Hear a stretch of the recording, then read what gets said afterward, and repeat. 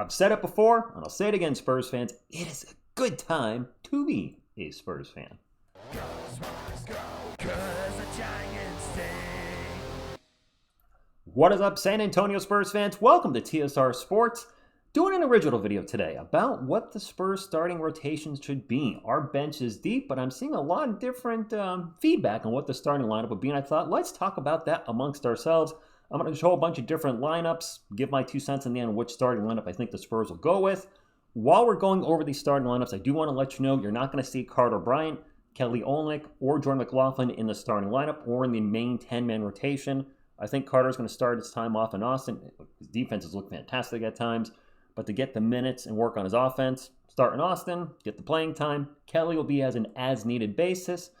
And Jordan McLaughlin will be likely a garbage time player. No shade to be thrown, but that's just going to be his role. But hey, that role is needed too. All right, let's get into the projected starting lineups for our Spurs. And this is the one I see the most. This is ESPN's depth chart. This was shown during the Summer League games. This is our starting lineup likely for next season. De'Aaron Fox, Dylan Harper, Devin Vassell, Harrison Barnes, and Victor Wembanyama. When I first look at the starting lineup, I'm like, yeah, defensively, that could be a little rough. Team's undersized, which is something we've been saying for feels like forever. But there could be a little caveat to this starting lineup. Is Dylan Harper, am I using that right? Dylan Harper's defense may be better than advertised in college. Sure, we only saw 16 or 17 minutes in his summer league debut, but that shot block was highlight reel worthy. He was disruptive at times. Maybe he's going to be a better defender with San Antonio than we're expecting coming out of college, which certainly shore up the defense in this starting lineup. As far as floor spacing, Vassell, inconsistent, but can shoot the three. We got Barnes shooting three, obviously Wemby. I say this a lot. If Fox can get back to his normal form of around 36, 37%, and Harper can be better than advertised, then, this could be an offensive lineup that cooks for the Spurs. When I look at the bench, all right, one of the big issues with the bench is that they gave up points at regular as soon as Wemby came out of the rotation.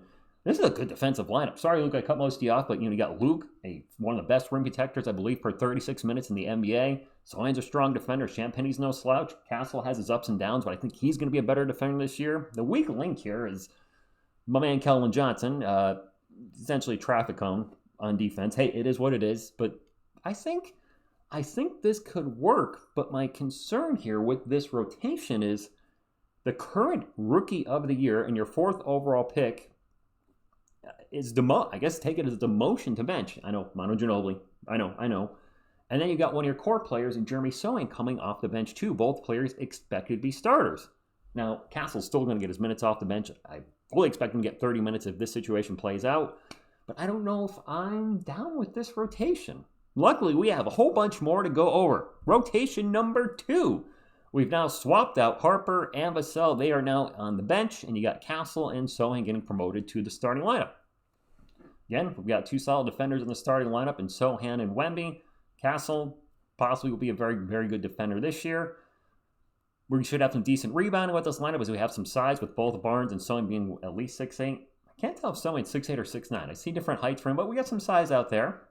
But the floor spacing is going to be an issue. My biggest concern with this lineup is Castle and Sohan's 3-point shooting or lack thereof. We did every game together on this channel last year, called all 82 regular season games plus preseason. So I'm so proud of that. And so many times you saw defenders sag off Castle or Sohan and just leave them open. And just kind of hover around Wemby. I don't want to see that again. Looking on the bench, it feels kind of somewhat balanced between scoring and defense. But the issue here, now looking at this, is now you've got your 2nd overall pick coming off the bench. Usually those guys start in year number 1. There's a reason they're the 2nd overall pick. They're good enough to start right away. And then you have your $27 million guy in Devin Vassell on the bench as well. Whew, all right. Don't worry. Things are going to be positive. I know it sounds like a little maybe gloom and doom, but there's definitely there's a light at the end of the tunnel. All right, lineup number 3. We switch things around again. This is the youth core lineup. I don't know what you want to call it, but when you look at this lineup, Spurs fans, this is all the Spurs' top 10 picks in the last 4 years, from Wemby to Harper, and then De'Aaron Fox, our big trade it was this year. It was earlier this year. My goodness, time flies. Sohan, our 9th overall pick in 2022, the last man standing out of the 2022 draft class. Victor Wembanyama, the consensus, by far, number 1 overall pick in 2023. Stephon Castle, number 4 overall pick in 24. Dylan Harper, the number 2 overall pick in this year's draft. That's crazy when you look at that. That's 3 high lottery picks out of those 5 players in the starting lineup. But this would be a small lineup, and the floor spacing could be disastrous. This would be the goal someday, that these 4 can pull, they would work together on the floor because they're all young. Fox, not 21, 20, 19, whatever. He's not the youngest of the guys, but he's still young. But this would be the goal, wouldn't it? That this 5 right here, the Fantastic 5, with their Fantastic 4 young core, work together and make it cook. Don't see this happening, not right away at least, but end goal, maybe something like this. So I don't think that lineup would happen. It might happen in portions this season, but not likely. All right. Hey, you never know. Could we see the Spurs shock a lot of people? Maybe not some of you, because some of you said it'll happen. You're in TSR. I believe it. But could we see Twin Towers light? Wemby starting at the 4, which he'd be a huge 4, and Cornet starting at the 5. Holy rim protection in this starting lineup. And definitely one of the biggest lineups we've had in I don't know how long. I don't see this happening either, but never say never. All right, TSR, what's the point here? You're showing all these lineups. You're talking about the things that work, that don't work. Sounds like you don't want to go with any of these lineups. To answer the question, Spurs fans, what should the Spurs starting lineup should be? I honestly have no idea. I really don't. Wemby and Fox are surefire locks, likely at the 1 and the 5. But because of our depth, our personnel with overlapping positions, similar heights, etc., honestly, guys, I think this season we could see the 2 through 4 change often throughout the season as Mitch is trying to figure out things and figure out the best mix of players and who's going to work best together as starters.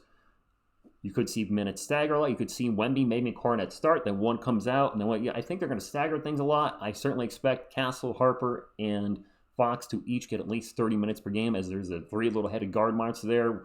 Vassell, Johnson will get their minutes at the wing. It's going to be fun. It's going to be fun. Probably a little frustrating at times to watch things play out throughout the season. I do think we're going to get a lot of wins along the way, but it is going to be a lot of fun to see what works. Not so much what doesn't, but there's going to be a lot of changes throughout the season. And then there's the X factor that we need to talk about, Spurs fans. The huge X factor for this coming season. How much better will Castle, and this is just the offseason in general, this is everybody.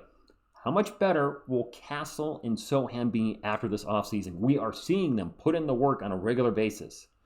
Just how good will Dylan Harper be as a rookie?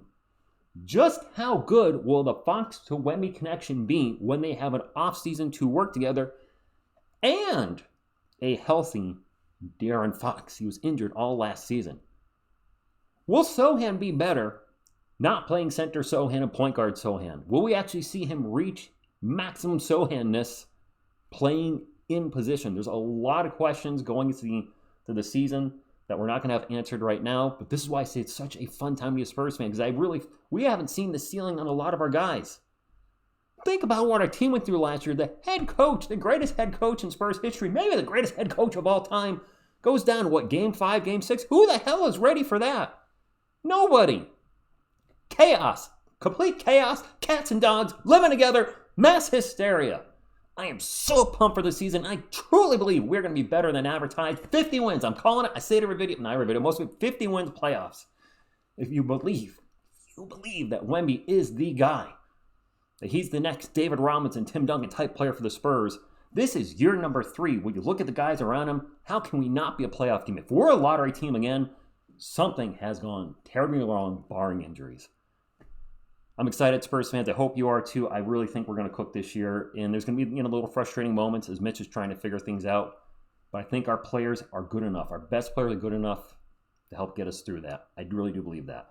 All right, after my rambling rant there, I'll be live with Miss TSR and the Couch Contingent, 8:30 p.m. Eastern for the Spurs versus Jazz. I think this is going to be the last time we see Dylan Harper. Cooper Flag was just shut down by the Mavericks after 2 games. This will be game number 2 for Harp.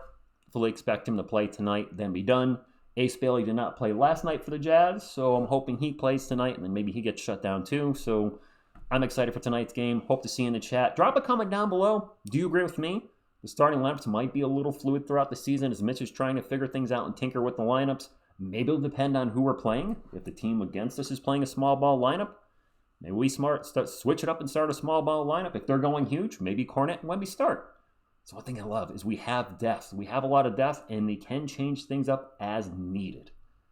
Like, comment, subscribe, all that good stuff. Hope to see you in the chat tonight. Thank you, and as always, go Spurs, go.